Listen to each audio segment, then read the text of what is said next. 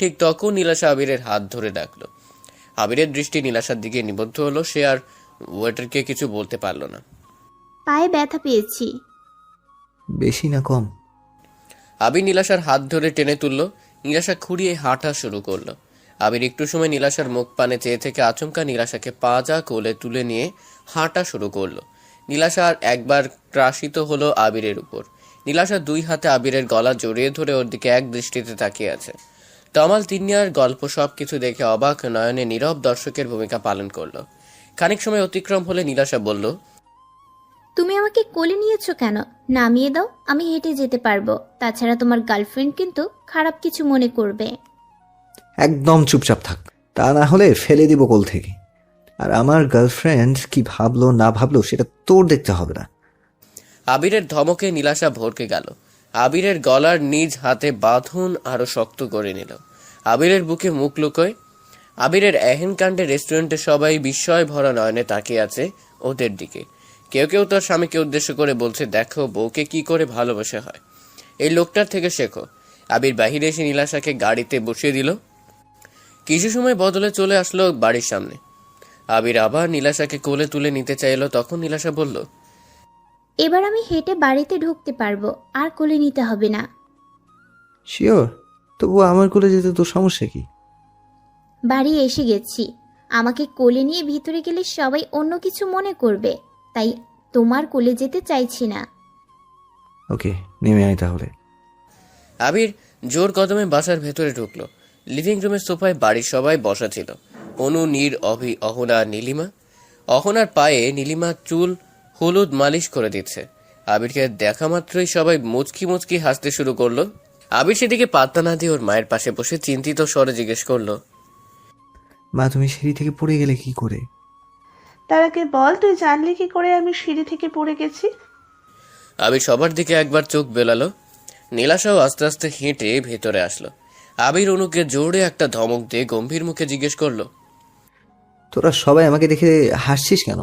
আমাকে দেখে কি তোদের সার্কাসের জোগাড় মনে হয়? তা মনে হবে কেন? তুই বল, কার সাথে ডেটিংয়ে গিয়েছিলি? অনু এমনতর প্রশ্ন। আবির এবার বিচলিত।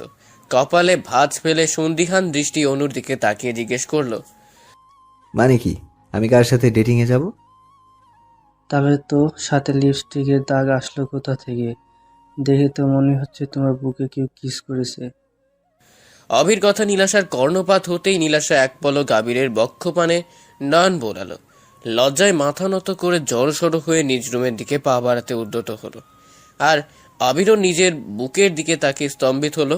মাথায় হাত দিয়ে লজ্জা নিবারণের ব্যর্থ প্রচেষ্টা চালিয়ে আমতা করে বলতে লাগলো, না মানে? অহনা কিছু একটা আজ করে ছেলেকে বলল, হয়েছে, আমার না মানে করতে হবে না।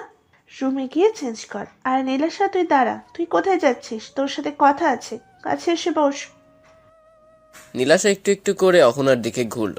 অহনা নীলাশার মুখ পানে তাকিয়ে বলল, নীলাশা, তোর ঠোঁটে লিপস্টিকের এমন অবস্থা কেন? সারা ঠোঁটে ছড়িয়ে আছে, মানেটা কি? তুই কি কারোর সাথে ডেট করতে গিয়েছিলি নাকি? বড় আম্মু এমন বিব্রতকর প্রশ্নের কি উত্তর হতে পারে সেটা নীলাশার জানা নেই। শুধু মাথা নিচু করে কিছু একটা বলার ব্যর্থ প্রয়াস করে যাচ্ছে। না মানে, আর কিছু বলার মতো বাক্য খুঁজে না পেয়ে ঠোঁটের কোণে এক চিলকে হাসির রেখা টেনে দিল এক দৌড় নিজের রুমের দিকে। অহনা মনে মনে আজ অনেক খুশি, কারণ সেও যে চায় তার ছেলেটা নীলাশাকে ভালোবেসে আপন করে নিক। অহনা মনে মনে আওড়াতে লাগলো, আচ্ছা নীলাশা, কালকেই তো বললো ও আবিরকে বিয়ে করতে চায় না, অথচ আজ দুজনে একসাথে ডেটিংয়ে গেল। তাহলে নীলাশা কি আমার ছেলেটার জীবন নিয়ে ছিনিমিনি খেলতে চাইছে? ওকে যা করার আমাকেই করতে হবে। আমি আমার ছেলের জীবন নীলাশার জন্য নষ্ট হতে দেব না। আগে আবিরের সাথে কথা বলতে হবে, এরপর নীলাশার ব্যাপারটা দেখছি। রাতের বেলা অহনা আবিরের রুমে এসে ওর সাথে বসলো। আবির তার বিছানায় আধশোয়া হয়ে বসে ম্যাগাজিন পড়ছিল।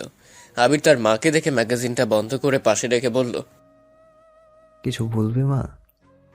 হুম, কিছু বলার জন্যই তো আসলাম, কিন্তু কথাটা কি করে বলবো বুঝতে পারছি না। এত হেজিটেট না করে সরাসরি বলে ফেলো কি বলতে চাও। সিরিয়াস কিছু কি? একটু। বলে ফেলো। ওকে, তুই নীলাশাকে ভালোবাসিস? আবির খুব সাবলীলভাবে উত্তর করলো, হ্যাঁ মা, ভালোবাসি তো, অনেক ভালোবাসি। কিন্তু তুমি হঠাৎ এই প্রশ্ন কেন করছো? বিয়ে করবি নীলাশাকে? বিয়ে করবি নীলাশাকে কথা যেন আবিরের ধারণাতীত ছিল। হঠাৎ মায়ের এমন প্রশ্নের মানে খুঁজে না পেয়ে কিছুটা রাগী স্বরে বলতে লাগলো, কি? নীলাশাকে ভালোবাসার সাথে বিয়ে সম্পর্ক কি?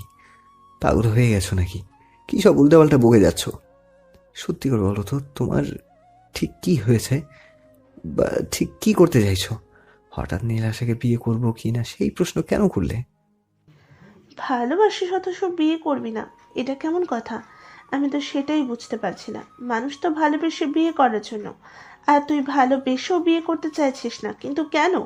সেই প্রশ্নের উত্তর আগে দে। এখানে না বোঝার কি আছে মা?